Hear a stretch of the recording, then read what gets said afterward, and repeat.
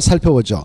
조금 전에 용도적, 용도지구, 용도구역은 토지 이용을 규제하기 위해서 지정이 되는 장소들인데 이때 1차적 규제를 가하기 위해서 정한 것이 뭐냐? 용도지역이고 2차 용도지구, 3차 용도구역이라 했습니다. 알겠죠? 이때 이렇게 용도지역이 아까 지정이 되게 되면 각각의 지역별로 도시적이다, 뭐 관리적이다, 농림적이다, 자연보전적이다. 그리고 이 도시에 있는 땅은 크게 네 가지로 세분하죠. 주거적, 상업적, 공업적, 녹지대가. 이렇게 용도적이 지정된 이유는 각각의 지역별로 토지 이용을 규제하기 위해서, 토지 이용을 제한하기 위해서. 그리고 각각의 지역별로 허용하게 되는 건축물 용도를 제한하기 위해서. 용도를 제한하기 위해서. 그래 농림적은 이런 용도의 건축물만 건축해라. 자연보전적인 이러한 건축물만 건축해라 라고 용도를 제한하기 위해서. 그리고 또 이 건축물을 건축할 때 적용되는 건폐율, 용적률 이런 것들을 각각의 지역별로 적용해서 제한하기 위해서 이런 용도적 대가 있다라고 되어 있죠.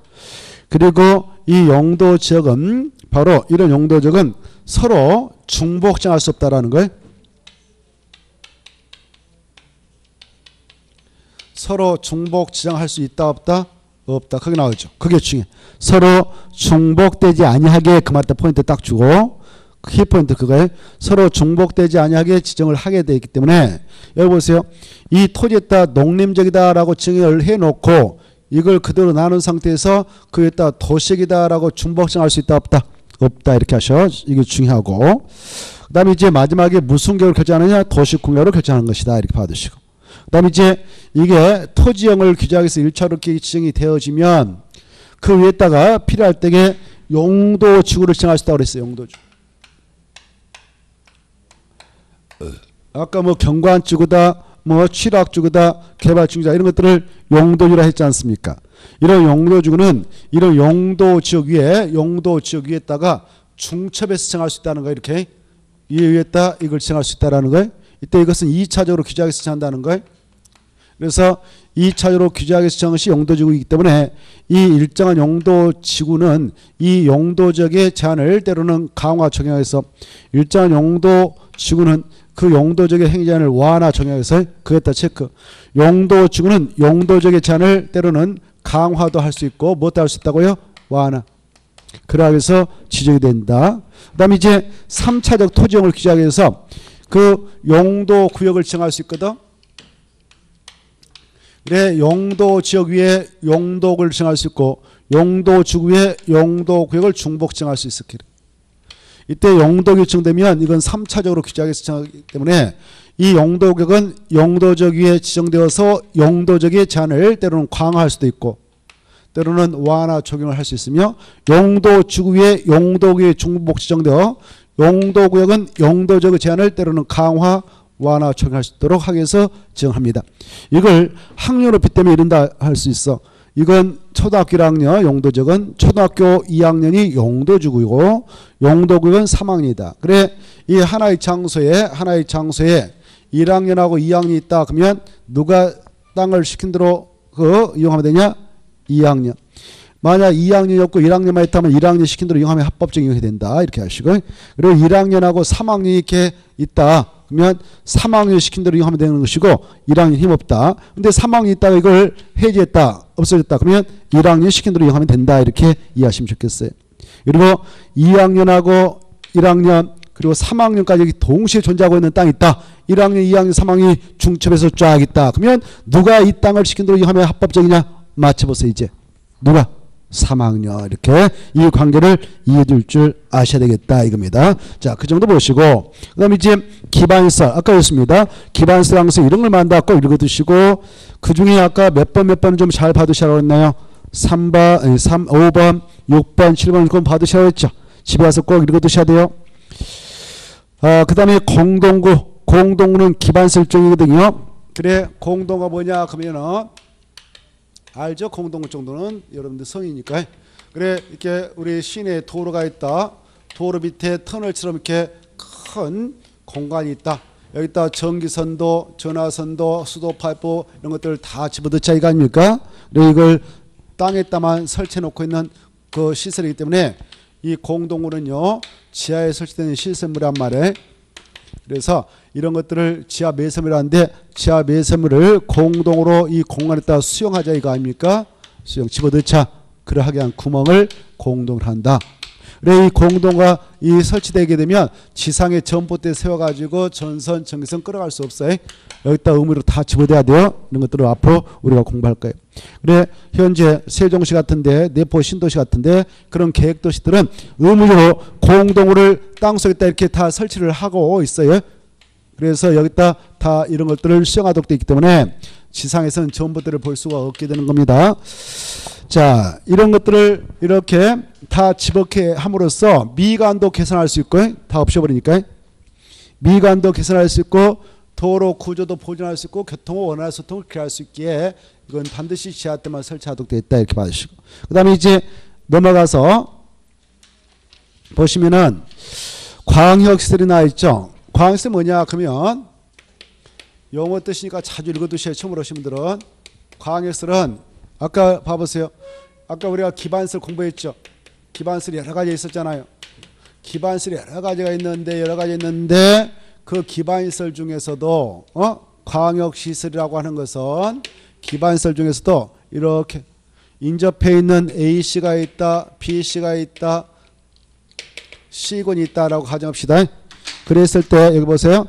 이 기반시설 중에서도 2개 이상의 지자체에 걸치는 도로라든가 도로에 아니면 철도라든가 철도에 이렇게 이런 시설을 광역시설 그래. 광역시설 몇 개 이상의 지자체에 걸쳤다고요? 둘 이상. 그리고 여기 봐봐요. 여기 장소 이 시에다가 이렇게 폐기물 처소를 설치해서 인접해 있는 2개 이상의 시군이 공동으로 이용한다. 여기다 화장시설 설치해서 2개 이상의 시군이 공동으로 이용한다. 여기다 화장시설 여기다 공항을 하나 만들어 가지고 여기다 같이 인접 시군이 공동으로 이용한다. 이런 것도 바로 광역시설 한다. 이렇게 반드시 몇 개 이상의 지자체와 관련이 있어야 된다. 2개 이상. 알겠죠? 거기 체크해요. 체크. 2 이상 찾아가지고 광역시설은 2 이상 끝에 보면 걸치는 시설 2 이상 공동으로 이용하는 시설 여기다 포인트 탁탁 줘요. 찾았나요? 동그라미 1번 2 이상 마지막에 걸치는 시설 2번 2 이상 공동으로 이용하는 시설 찾았죠? 그 애들은 그냥 참고로 읽어보시면 돼. 자, 그 다음에 이제 공공시설 공공시설 뭐냐 그러면 이 정도를 읽어두셔. 공공시설을 안 줄 거예요. 도로, 공원, 철도, 수도 등 공공용시설을 한다. 이 정도만 딱 봐주시고 그 다음에 이제 도시군객시설이란 자, 아까 우리가 기반시설 많이 봤잖아요. 기반시설 이런 것이 있습니다 그랬어요. 기반시설 이런 것이 있습니다 아까 했어요. 봤죠? 엄청 많았죠. 그런 기반시설 중 여기 봐봐요. 기반시설 뭐 도로면 도로, 공원이면 공원 이런 거 있었잖아요. 이런 기반시설 중 여기 현지에다가 이제 여기다 이 땅에다 도로 만들자, 공원 만들자 이걸 설치라고 하잖아요. 그때는 계획적으로 하겠어, 무계획적으로 하겠어요? 계획적으로. 미리 도로 설치한 계획을 만들어. 그 계획은 아까 무슨 계획을 만든다고 해서 계획이 이름 많았는데 도시군관리계획. 무슨 계획? 도시군관리계획. 그래 도시군관리계획을 만든다 위반한다고 해서 아까 절차도 간단하게 말씀드렸잖아요. 그래 도로 설치를 위한 도시군관리 위반해가지고 딱 여기다 도로 만들 부지다라고 결정을 해요. 이렇게 결정된 시설을 이제 기반시설이라는 용어에서 업식해가지고 계획으로 결정 났으니까 계획시설 그래. 뭐라 한다고요? 계획시설. 기반시설 말 쓰지 않아요? 그때 이 지역이 서울특별시, 6대 광역시, 특별자치시, 특별자도 시의 땅에다 했다 그러면 도시계획시설을 그러고 군쪽에다 해놨다 그러면 군계획시설 그래. 이걸 합성을 시켜서 도시군계획시설을 한다 이렇게 거기 나와있죠. 봅시다. 도시군계획시설이란 기반시설 중 무슨 격으로 결정된 시설이다. 도시군관리계획으로 결정된 시설이다. 이때 이렇게 결정해놓다고 봐보세요. 여러분이 논밭이 여기 있었는데 이렇게 행정청에서요 여기다 도로를 설치하게 한 계획이다 여기다 도로를 설치한 땅이다로 딱 결정해놨어. 그런 땅을 뭐라고 한다고 했어요? 도시 군객 시설로 확정된 땅이다 그러겠죠. 네? 그러면 여기에 있는 땅 주인들은 여기 땅에다 법적으로 나 건축물 좀 건축할 테니까 허가 내주세요. 공장을 설치하도록 허가 내주세요. 허가 안 내줘요. 법에서 내지 말라 이렇게 규정하고 있거든. 다음에 이 도로 설치하려면 엄청난 건물값 다 줘야 되잖아요. 땅값도 줘야 되고요. 어마어마한 예산을 낭비하잖아요. 그래서 바로 이런 것들을 하지 못하도록 규정해서 미리 도시공가로 딱 확정해놔요. 도로 만들 땅이다. 공원 만들 땅이다. 라고 결정해놔. 이런 땅을 뭐라 한다고요? 도시 군계 시설이라고 그래. 알겠죠? 이해돼요? 그러면 이런 땅을 여기다 이렇게 붙이면 이제 이해가 빨라지겠죠? 이런 땅을 뭐라 한다? 도시 군계 시설이라고 그래. 이 시설이 도로면 도로 설치 예정자가 될 것이고 공원이면 공원 설치 예정자가 되지 않겠습니까? 그쵸? 이거 뭐라 한다고요? 도시 군계 시설이라고 그래. 자, 그럼 봐봐요. 이렇게 아까 도시 군가로 딱 여기다 도로 만들 땅이다라고 결정해놨어. 여기다 공원 만들 땅이다라고 결정해놨어. 이렇게 결정하면 그걸 도시 군객 시설화 했는데 그 땅을 부지할걸 도시 군객. 이렇게 결정만 해가지고는 도로 만들어진 거 아니죠? 공원 만들어진 거 아니죠? 그렇죠? 이제 이대들 땅값, 땅 주인들이 A다 B다 그러면 땅값 다 줘야 되죠? 주고 소유권 넘겨받아야 될 거 아니에요? C에서.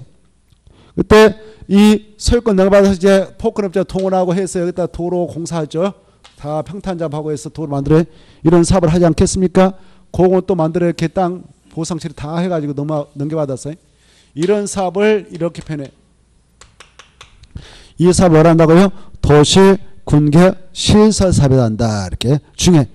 그리고 이제 이 시설을 설치하는 사업, 정비하는 사업, 기란 사업을 하게 될 건데 그 사업을 뭐라고 하느냐? 뭐라고 나와있나요? 그래, 그거 체크해. 중요해. 도시 군객 시설 사업이다.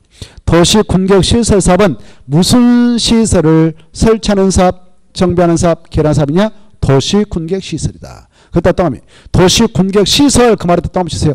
그 말이 중요하거든. 이것을 이렇게 했잖아. 이것을 설치하는 사업, 정비하는 사업, 개량하는 사업을 묶어서 뭐라 하냐? 도시 군객 시설 사업한다. 시험에 나왔네요. 어떻게 나왔냐? 도시 군객 시설 사업이란 기반 시설을 설치, 정비, 개량 사업이다. 이렇게 나왔어. 맞아, 틀려요? 틀려요. 기반 시설 중에서도 이렇게 도시 군객으로 결정된 시설만 도시 군객 시설을 하거든. 이해돼요? 네. 그래서 정확하셔야 돼. 무엇을 설치, 정비 또는 개량 사업인가 이걸 도시 군객 시설을. 자, 그 다음에 이제 밑에 도시 군객 사업이 나와있죠. 이것도 아셔야 되겠네요. 도시 군객 사업이 뭐냐 그러면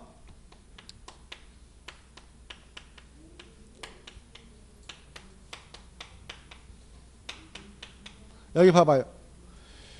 도시 군객 사업이라고 하는 것은 여러 가지 계획이 있었는데 그 중에 이걸 시행하는 사업이에요. 도시 군 관리 계획을 시행하는 사업이에요. 무엇을? 도시 군 관리 계획. 거기 나와 있죠. 도시 군 관리 계획을 시행하는 사업인데 종류가 세 가지가 있어. 세 가지. 몇 가지 있다? 세 가지. 거기에 나와 있죠. 그래, 첫째 조금 전에 공부했던 도시 군객 시설 사업 하나, 도시개발법에 따른 도시개발 사업, 정비법에 따른 정비사업 이렇게 세 가지를 묶어서 도시 군객 사업을 한다. 그 다음에 도시 군객 사업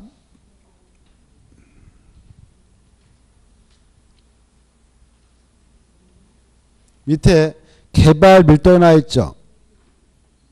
찾았나요?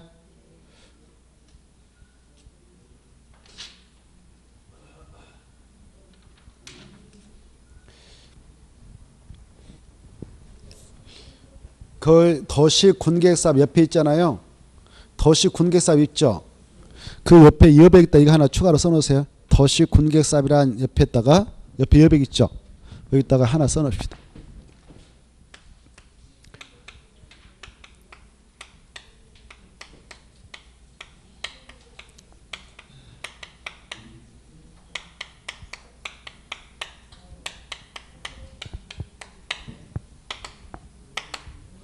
도시 군객 사업 시행자란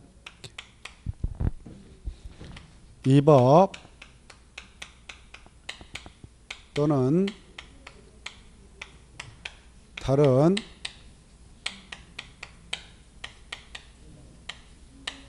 법률에 따라 도시, 군, 계획,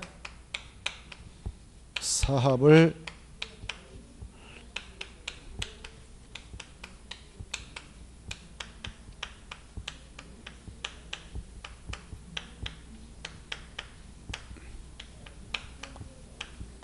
이렇게 하나 써놓으세요.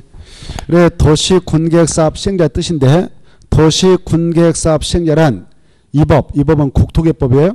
다른 법률은 바로 도시개발법하고 도시 및 주관시설을 의미합니다만은 다른 법률 따라 도시 군계획사업을 시행하는 자를 말한다. 뜻이야. 뜻 읽어두셔요. 도시 군계획사업 시행자 뜻.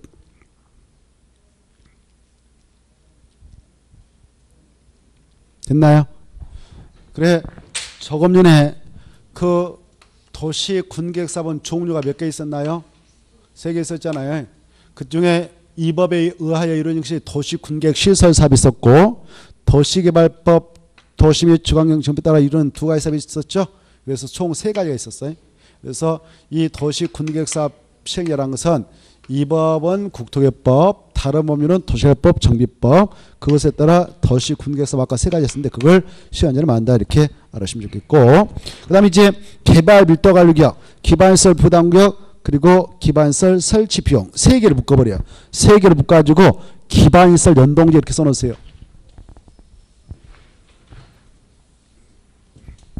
기반시설 연동제.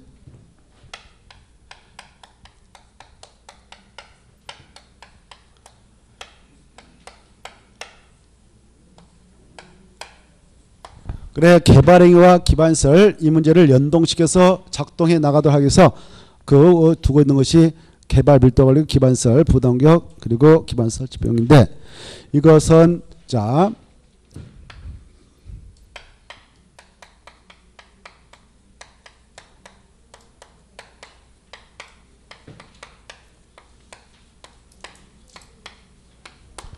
개발 밀도 관리 뜻이 나오죠.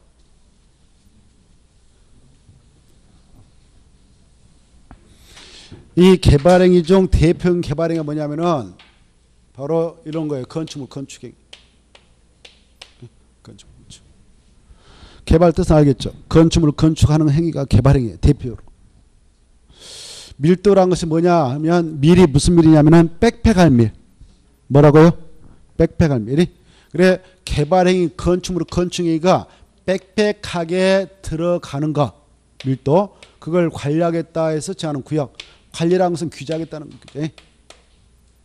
그래 이 구역으로 정되면 이 안에 들어가서 건축물 건축할 때에 그 규모를 대폭 규제하겠다는 거 규제. 규제할 때 어떻게 하면 끝이냐?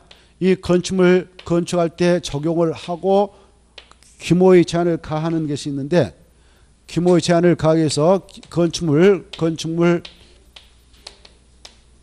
규모를 규제하기 위해서 바로 적용토록 되어 있는 것이 건폐라고 용도라는 게 있어요.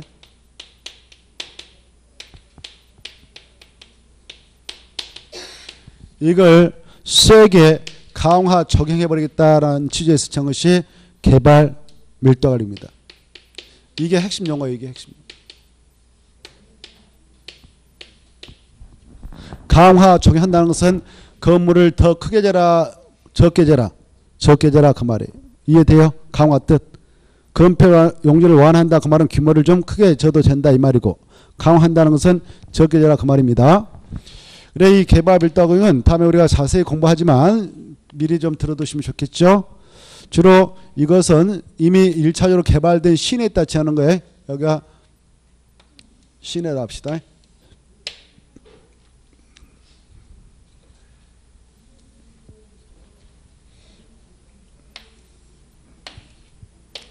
시내는 그 저기 개발이 이루어질 때 건축물이 퍽퍽 들어서게 되고요.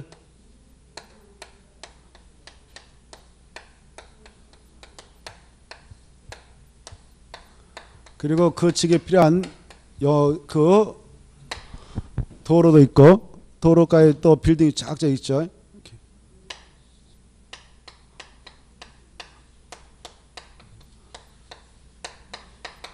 있어요. 그래 이 지역에 이렇게 개발이 있게 되면 이런 건축물 건축이 되면 그 지역에 필요한 기반설로서 기반설이라고 그래요. 기반설로서 도로도 아울러 구비되고 그리고 이 건물에 공급되어지는 수도도 구비되고 수도 파이프 또 물 빼는 하수도 시설도 구비되고 그리고 학교 같은 것도 구비되죠. 이런 것들을 다 묶어서 기반설이라고 그래. 기반설. 도로, 수도, 하수, 학교 이런 것들을 기반설하죠. 그래 그 지역에 어느 정도 감당할 수 있는 크기로 이런 것들이 다 구비되지 않겠습니까? 이렇게 주로 시내 이렇게 1차적으로 개발이 되어질 때 이렇게 조성이 되는데 그리고 이 도로 사이에 또 건물 사이에 건물이 있는데 뒤에는 아직도 저층 건물이 쫙 있다고 봅시다.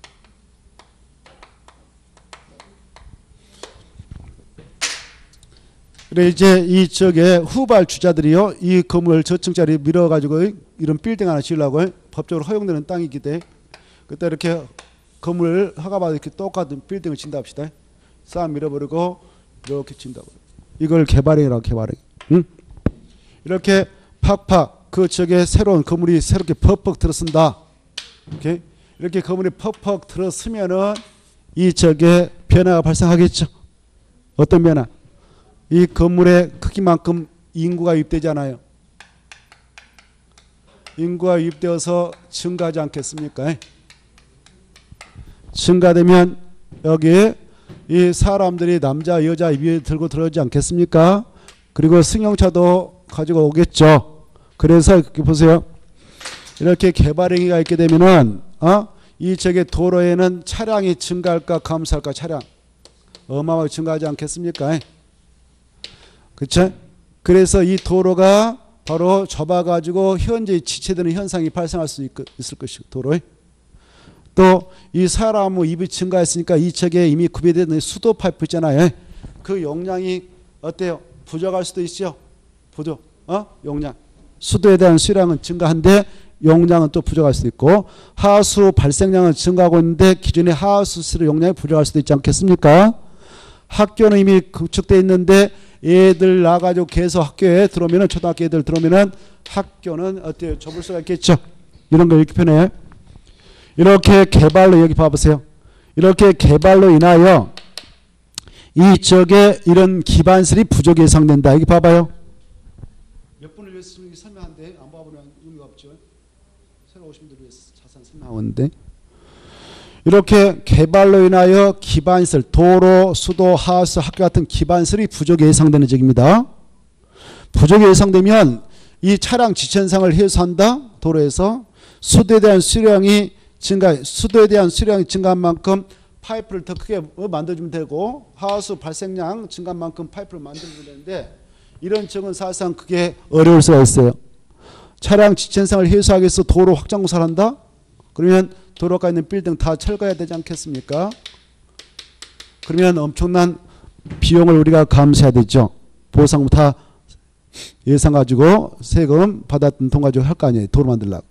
그러면 경제소득이 너무 커요. 그래서 이런 장소는 기존의 기반설이 제 역할을 수행하도록 하기 위해서 이런 신규 개발행위를 좀 억제하자 이 말입니다.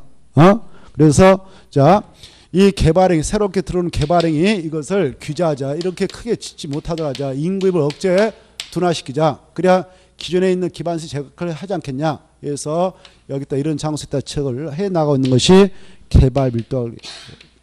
이걸 지정해버리면 이 안에 들어가서 이렇게 건축물을 건축하게 될 때 적용하게 되는 건폐용률을 무한히 효과가 있도록 한다고요? 강화.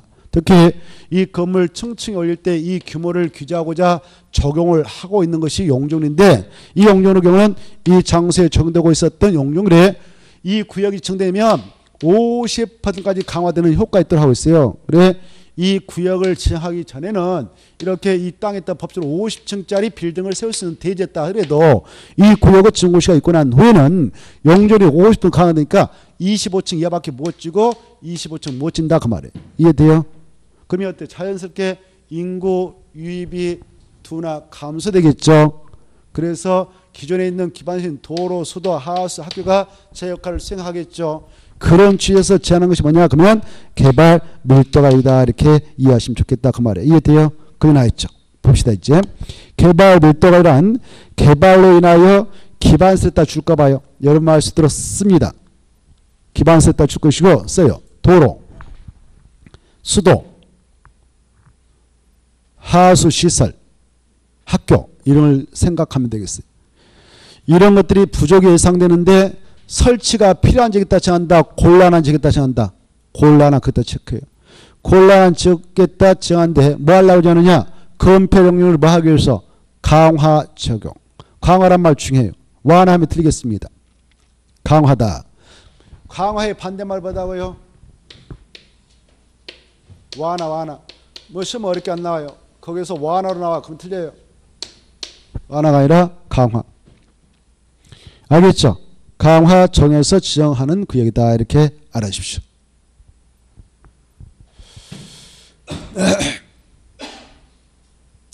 여기 건폐라는 게 나오잖아요. 건폐리 용률. 여기 봐봐요. 건폐라는 거 이런 거예요. 처음으로 오신 분들 써놔요. 그래서 자주 좀 읽어두셔요. 하나하나 자기 걸 맞는 게 중요하거든요.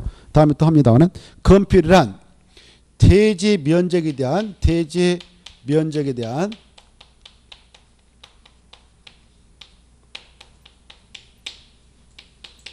건축 면적의 비율이다. 이렇게 건축 면적의 비율. 이걸 공부하시려면 머리에다 너도 노력해야 되겠죠. 건폐율이 뭐냐 그러면 대지 면적에 대한 건축 면적 비율만 돼. 시험에 나오는데 다다다 해야 돼요. 공부랑 별거 아니잖아요. 머리에다 넣는 거죠 뭐. 이해됐다 싶으면 머리에다 넣는 게 공부 아닙니까? 그래 건폐율이란 대지 면적에 대한 무슨 면적 비율이다고요? 건축 면적 비율이다. 이렇게. 그래 이때 건폐율이라고 하는 것은 이렇게 계산합니다. 이걸 산정이라는데 건폐율은 어떻게 계산하냐. 대지 면적을 분모에다 집어넣고 분자에 따른 건축 면적 넣는 거예요. 곱하기 100% 이렇게 해서 계산하죠. 자, 그래 건폐율 뜻 폐자가 무슨 폐냐? 덮을폐예요. 덮을폐. 건폐율 할 때 건은 건축 면적이고 폐는 덮을폐. 그래서 건축 면적을 가지고 대지를 덮을 때는 이 정도만 덮어라라는 그 규모를 규정하기 위해서 건폐율을 적용해야 되죠. 그래 이런 거죠. 이 대지가 있다. 이 대지가 있다. 도로가 있다.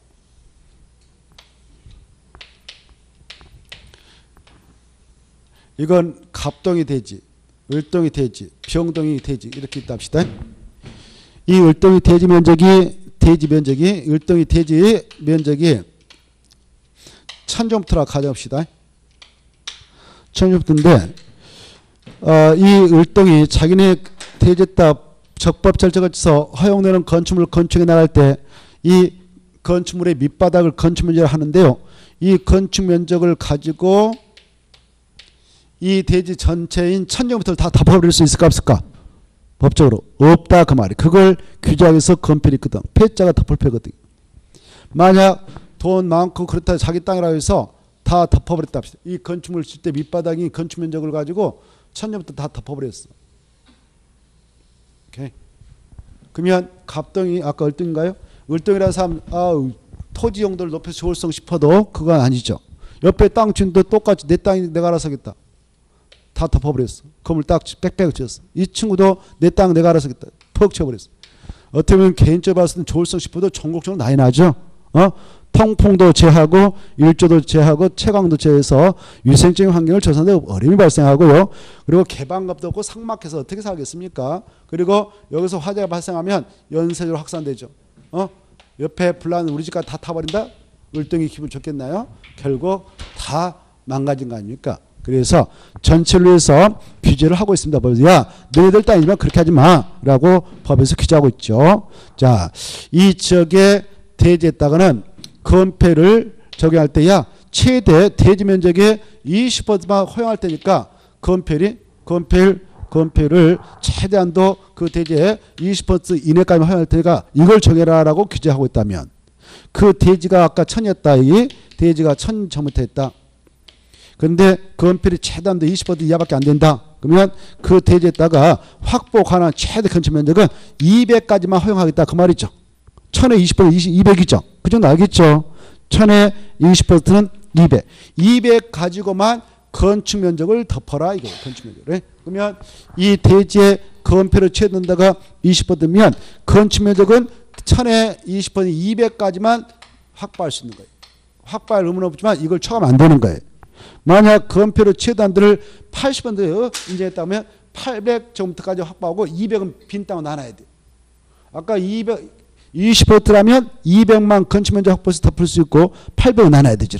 이렇게 대지안에 빈 땅이 공조를 합학해 함으로써 개방감도 느끼게 하고 또 아까 말씀드렸다시피 채광, 통풍, 일조 양호케해서 위생적인 환경을 조성해 나갈 수 있을 뿐만 아니라 화재 발생 시 연쇄 확산을 방지하도록 하기 위해서 건폐를 적용하고 있습니다. 이 건폐는 그런 취지에 쓰고 있고 이 건폐는 건축물의 수평적 규모를 규정해서 적용을 하도록 하고 있습니다. 그 다음에 이제 이 수평적 규모를 확보했다면 이제 층층이 건물을 올리지 않겠습니까? 이렇게 이때 층층 올릴 때 또 이걸 규제하지 않는다면 어떻게 될까요? 각자 알아서 능력껏 올려버리세요 라고 한다면 개인적으로 좋을까요? 결코 좋은 건 아닐까요? 좋을 건 없어요. 이거 뭐 하늘 끝까지 수층을 접어버렸다 합시다. 막 1000층 올려버렸다. 어떻게 되겠어요? 이게 부러지면 다 죽죠. 그래서 안전사 확보를 위해서 바로 일정한 크기만 짓고 마세요라고 규제하는 것이 있어요. 그걸 뭘 통해서 규제해버리냐? 용적을 통해서. 용적률은 수직적 규모, 건축물의 수직적 규모 이걸 규제하기 위해서 적용을 하도록 하고 있는데 이 용자가 건물의 얼굴형입니다. 얼굴을 층층이 쌓아서 만들어갈 때 그 규모는 이 정도만 하세요라고 하기 위해서 용적을 적용하고 쌓을 적이거든. 그래서 용적률은 대지 면적에 대한 연면적의 비율을 말해요. 그래 용적률 뜻 알아주세요. 용적률이 뭐냐 그러면은 용적률이란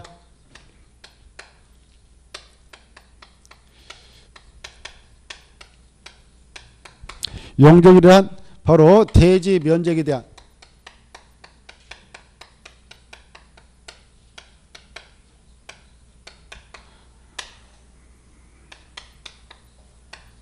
건축물로 연면적을 비례하면 한다. 이게 뜻이에요.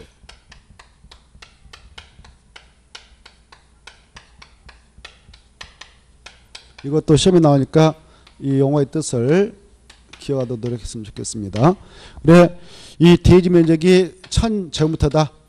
근데 그 대지의 정도는 용률이 200%다 라고 한다면 바로 대지 면적의 2배까지만 연면적 확보할 수 있다 이 말이거든요. 2배면 2000제곱미터가 되겠죠. 이렇게.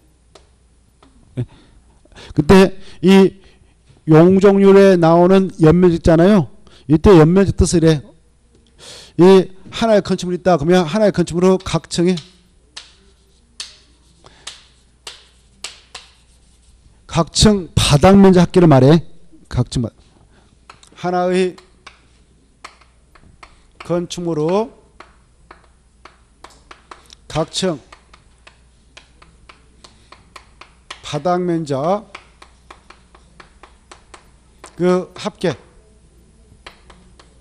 이걸 뭐라 한다고요?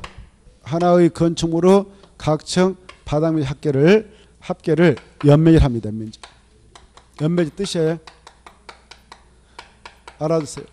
연면적이란 하나의 건축물로 각층 바닥 면적 합계인데 다만 이 용적률 산정 시 바로 연면적을 계산할 때는 이 전체적인 연면적에서 바로 이런 것들이 있다면 그 면적은 제외를 해줘요.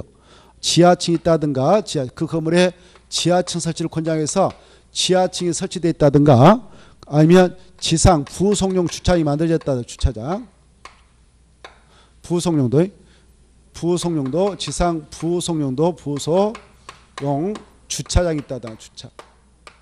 주차 공간.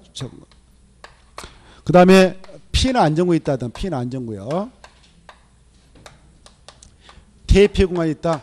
이런 공간이 있다면 이 공간은 용적률 산정 시에는 연면적에 제외를 해줍니다. 알겠죠? 네 가지는 빼준다 이거 아셔요? 뭐뭐 지하층 면적, 지상 부속용도의 주차 면적, 그 다음에 피해 안전구역, 대피 공간. 이 면적을 빼고 계산을 하게 돼요. 이것들을 설치를 권장하겠습니다. 근데 이 건축물의 경우는 대지 면적 아까 1000이었다. 그 대지에 적용되는 그 건폐율이 최대 50% 됐다. 그래서 건축 면적하고 바닥 면적 크기를 각해서 바닥 면적 크기를 500 잡고 올렸다 합시다. 500 잡고 올렸는데 이때 이 각층 바닥 면적 크기하고 건축 면적 크기를 동일하게 해서 쫙 올렸습니다. 일자로. 이것도 용도는 다 주택입니다. 지상에. 주택으로 올린다고 가정합시다. 이렇게 용도를.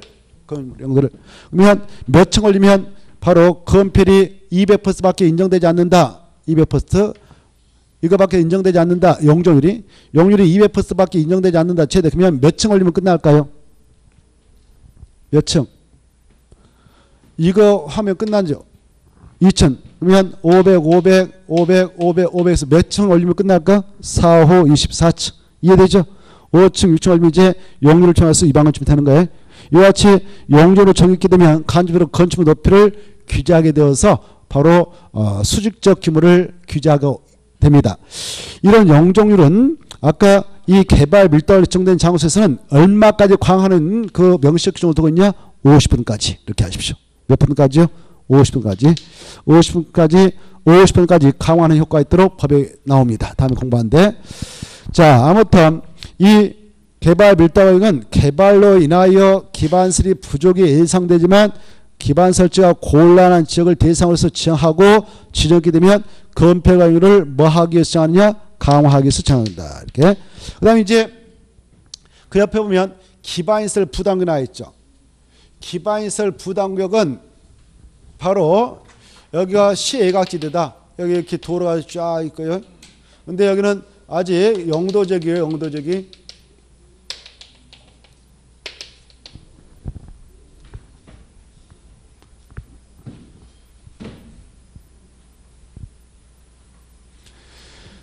용도 지역이 아파트를 질 수 없는 그런 뭐 계획관리라든가 이래가지고는 이 지역에 또 개발 제한구역도 지정되어 있어요. 개발 제한구역. 그 위에 개발 제한구역도 지정되어 있다. 이렇게 개발 제한구역. 계획관리 위에 개발 제한구역이 지정돼 버리면 이 안에 있는 땅 개발을 함부로 할 수 있을까 없을까? 없어요. 개발할 수 없는 땅이니까 여기에 사람은 많이 없을까? 원주민이나 몇 명 살고. 그래야 여기에 뭐 계획적으로 도로 퍽 뚫어놓을 필요도 없으니까 도로도 안 만들어졌을 거란 말이야. 이렇게 안 만들. 그런데 이 지역에 갑작스럽게 언읍으로 변화가 발생해 버렸어.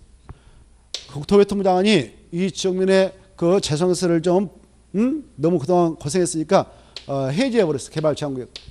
해제하면 여기 봐보세요. 개발 제한구역이었던 이 땅을 해제해 버리면 계획과적이 나오잖아요. 계획과적으로 등장하면 이제 개발할 수 있는 땅이 되거든. 그러면 너도 나도 없이 막 개발하게 되면 여기에 아까 되도록 기반시설도 구축돼 있지 않는데 이 쾌적한 도시를 조성하는 데 어려움이 발생할 수 있을 겁니다. 그래서 우리 법서는 갑작스럽게 그 지역에 일정한 변화가 발생하게 되어서 개발행위가 이렇게 집중될 싶다. 그러면은 그 지역에 필요한 기반시설 바로 계획적으로 설치 제공을 해 나가야 하기 때문에 이걸 지정해라라고 하고 있습니다. 기반시설 부담구역.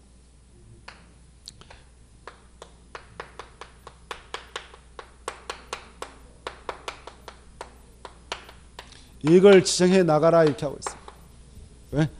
그래 기반시설 부담구역은 바로 그런 거예요. 여기 봐봐. 기반시설 부담구역이라는 것은 여기 개발 밀도가 일정됐다면 이 안에 있다는 절대 정할 수 없고 개발 밀도가 걸리고 예후지에 있다만 지정하게 되고 지정하게 될 때는 주로 어떨 때냐 하냐 이 지역에 갑작스럽게 이렇게 개발이 예상됩니다. 개발. 그때 개발이 있게 되면 사람들이 막 들어올 거 아니에요. 그때 보다 계획적으로 도를 만들어 놓은 게 낫겠죠. 상하수 미리 깔아놓은 게 좋겠죠. 공원 만드는 게 좋겠죠. 미리 계획적으로. 그럴 필요가 있는 장소에다 이걸 제하는 거예요.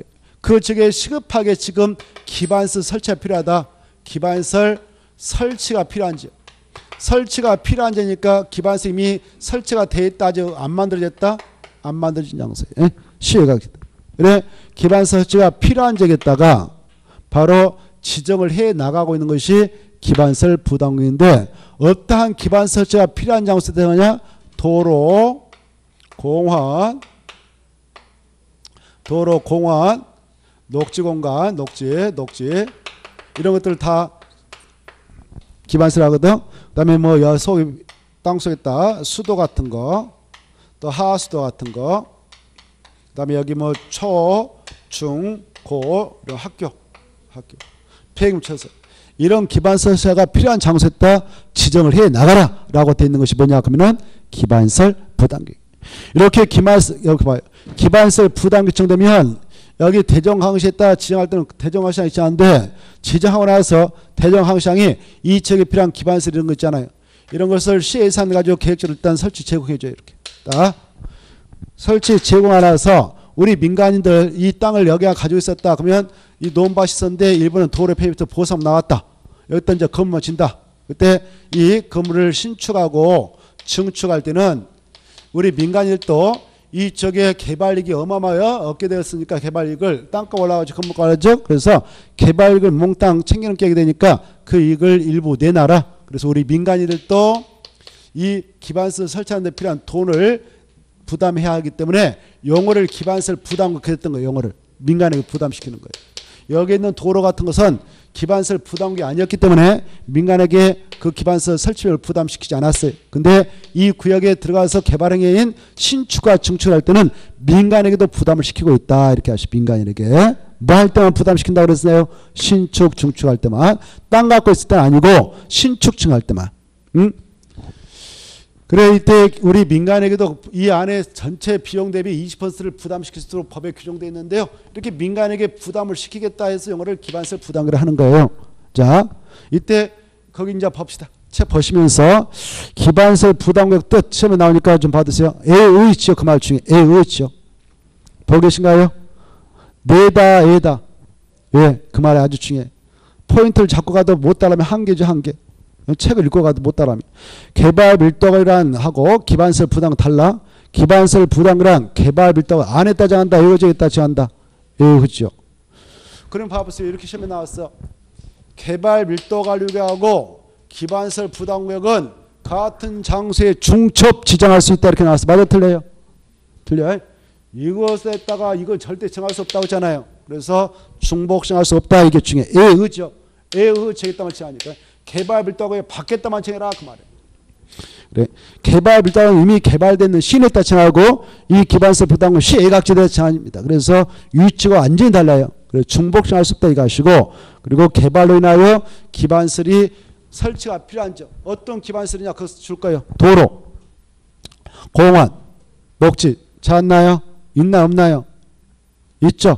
그게 중요해. 도로, 공원, 녹지, 그 다음에 대통령으로 정하는 그 기반설 찾나요?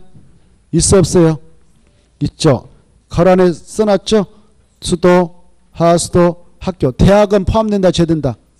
그래 엄청 중요해. 2번 나왔네. 그게 2번 나왔어. 지금 읽고 있는 것이 2번 나왔어요. 이 구역에 설치를 필요한 기반설이 아닌 거 찾아라 이렇게. 뭐예요? 답은? 대학 2번 나왔어요. 너무 쉽게 나와요. 대학은 여기에 꼭 설치할 필요가 있는 거 아니에요. 자, 그리고 한번 읽어보시고 이제 기반설 설치비용. 기반설 설치비용은 신증축했다 포인트. 뭐 할 때만 내도록 하는 돈이냐? 신증축할 때만. 다른 거 할 때 내란 말 안 해요. 여기에 여러분 땅 가지고 있는 땅 중이다. 그때 내라고 할까 안 할까? 안 해. 신축, 증축 안 했는데 무슨 돈 내라고 했어. 그래서 뭐 할 때만 낸다? 신축, 증축할 때만 낸다. 이렇게 하십시오. 자, 용어 뜻을 좀 자세히 말씀드렸습니다. 자, 넘어가시고 넘어가서 보면 10페이지가 나올 거예요. 10페이지.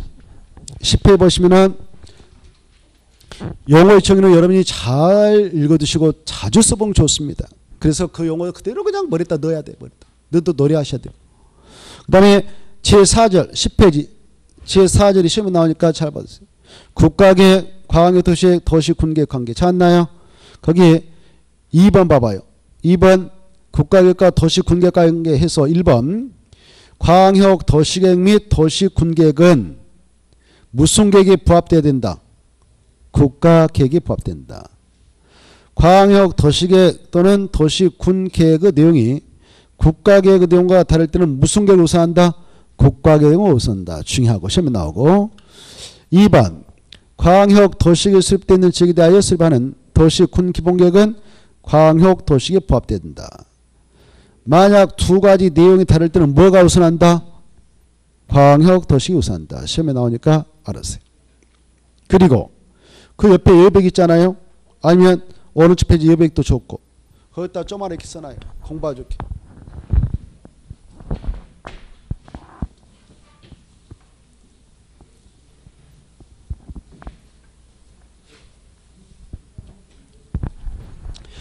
거기에 등장하는 계획들 다 행정계획이 행정계획. 왜? 행정처에서 수립하거든. 행정처에서 수립하니까 행정계획이라. 그것들을 수립할 때 바로 어떠한 장소를 대상으로 수립하냐? 토지, 공간. 그래서 그것들은 다 토지용계획의 성이라고 했어요.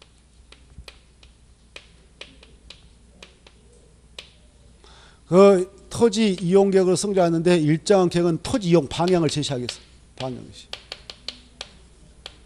방향 앞으로 공법을 공부할 때 방향하면 정책이란 말 숨어 있다 이렇게. 정책 방향. 토지 이용 정책 방향을 제시해서 수립하는 계획이 있고 일정한 또 계획은 그 토지 이용의 규제를 하기 위해서 규제 내용을 정하기 위해서 수립하는 계획이 있어요. 그리고 이 계획들은 다 법에 규정되어 있는 계획들이에요.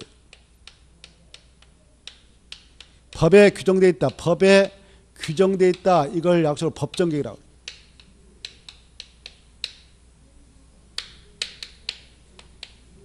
이런 용어를 잘 이해해 두셔야 돼요. 왜? 법정계획의 반대말 뭘까요? 비법정계획. 법정계획이 아니면 비법정계획이지. 시험에 나왔네요. 지금 우리가 공부하게 될 그 계획들 하나 써놓고 이것은 비법정계획이다 이렇게 나왔어. 맞아요? 틀려요? 틀리죠. 법에 규정되어 있지 않는 계획을 비법정계획이라는데 비법정계획은 공부에서 나올 일이 없어요. 법에 규정된 것만 나오죠. 자, 법정계획 뜻 알겠죠? 법에 규정된 계획. 그리고 이 계획들 자 이런 행정계획도요. 위아래가 있어요. 위아래. 위에 있는 계획을 높은 계획을 상위 계획을 하고 밑에 있으면 하위 계획을 해요. 그래서 상위 계획이 있고 하위 계획이 있다 이렇게 생각하면 돼요. 이걸 구분하는 그 기준은 그 계획을 수립할 때 넓은 토지를 대해서 수립되어 있으면 상위 계획, 좁은 지역을 대상으로 수립되면 하위 계획 이렇게 생각하면 돼요. 알겠죠? 그래 이 토지에 아까 전국에 있는 토지가 있다고 그랬어요. 전국에. 전국 토지는 자 국토라고 그래. 국토. 나 북쪽은 신경 쓰지 일 없어요. 그래 북쪽까지 우리 법이 허용을 미치 못하거든. 그래 국토의 계획에 대한 법률상 국토 이런 것은 남쪽에 있는 땅이다. 전국의 토지. 그래 이 토지 이용의 방향을 제시하는 정책 방향을 제시하는 계획도 바로 이 국토 전체에 대하여 방향을 제시하는 게 있고 그다음에 국토 내에는 두 개 이상을 인접해 있는 지자체가 있잖아요. 이렇게 A시, B시, C, D군이 있다. 그러면 두 개 이상의 지자체 묶어서 하나의 권역을 칭해가지고 이 계획을 수립하는 경우도 있어요. 하나의 권역을 칭한다. 이걸 광역 계획권이라고 그래요. 이걸 지정해서 수립하고 있는 계획이 있고요. 그리고 이미 존재하고 있는 이런 행정구역 단위로 행정구역 단위로 이렇게 하나의 개별 도시별로 만드는 계획들이 있어요. 이렇게. 네? 하나의 도시별로 만드는 계획들이 있단 말이에요. 그런 계획이 있단 말이에요. 광역 계획권 지정됐다면 광역 계획권 단위로 하나 만든 개별 도시별로 또 만드는 계획이 있다고 그래요. 국토 전체에 대해 만드는 계획이 있고요. 또 이 개별 도시에도 개별 도시 안에 있는 조그마한 땅에다 뭐 하겠다라는 그 계획을 만드는 경우도 있어요. 이때 넓은 지역을 대상으로 하여 수립되는 계획이 상위 행정계획을 성립하죠. 상위 행정계획. 좁은 공간을 대상으로 수립하면 하위 행정계획 이렇게. 알겠죠? 자, 이때 이 국토 전체에 대하여 만드는 계획이 있어요. 그 계획이 뭐냐? 국토종합계획이라는 게 있어요.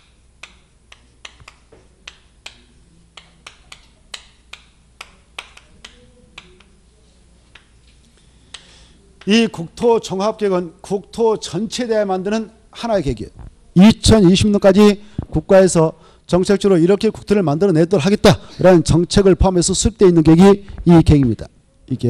이 계획은 무슨 법에 규정되냐면은 바로 국토기본법이 있어요.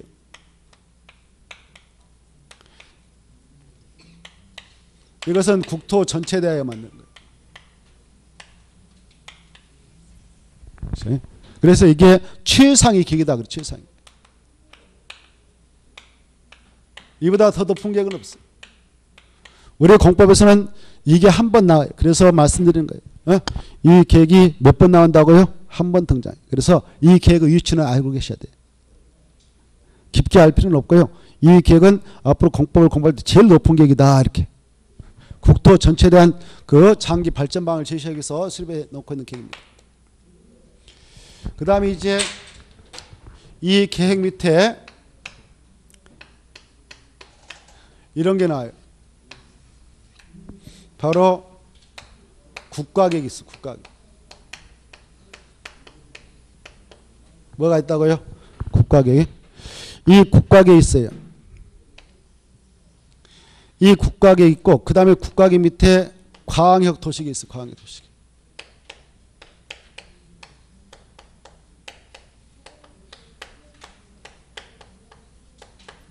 광역 도시계획 밑에 바로 도시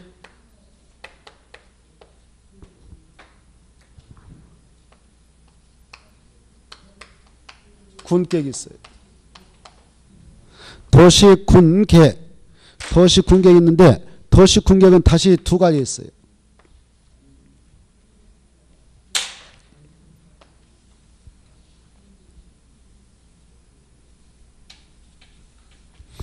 두 가지 있는데 두 가지 뭐가 있느냐? 하나, 둘. 아까 했어요. 뭐가 있을까? 한번 맞춰보세요. 도시군 기본계획하고 그리고 지침을 받는 도시군각이 있었죠. 이렇게. 그 옆에다 써놓으세요. 이렇게. 이렇게. 이거. 그래서 이게 머릿속에 딱 그려져야 돼. 그래야 여러분들은 이 계획들을 공부할 때 아주 그냥 쉽게 공부할 수 있어요. 그리고 밑으로 가면 갈수록 하위계, 위로 가면 위로 가서 상위계. 그리고 이 박스, 빨간 박스에 있는 것은 무슨 법에 등록하는 계획이냐? 무슨 법에 규정되어 있냐? 다 국토개법.